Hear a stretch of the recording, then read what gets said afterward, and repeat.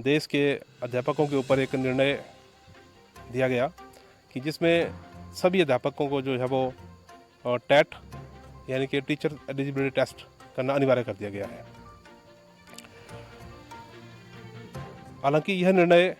देश के 3 राज्यों पर उत्तर प्रदेश, महाराष्ट्र और तमिलनाडु के ऊपर लागू किया गया है, लेकिन सुप्रीम कोर्ट का आदेश जो है वो पूरे भारत में लागू होता है, तो उसका सीधा असर हिमाचल प्रदेश के अंदर भी पड़ता है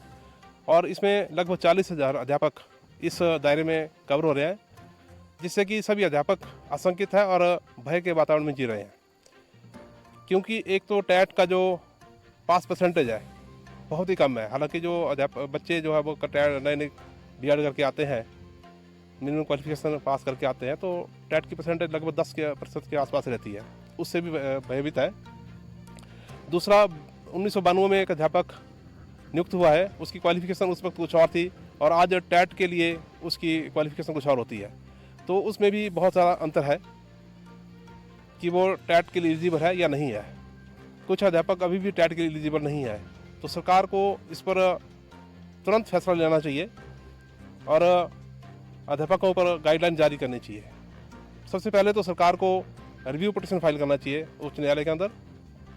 और अगर ऐसा पॉसिबल नहीं हो पा रहा है तो सरकार को अपनी गाइडलाइन जारी करनी चाहिए और अध्यापकों से टेट के लिए कुछ दिशा निर्देश देने चाहिए।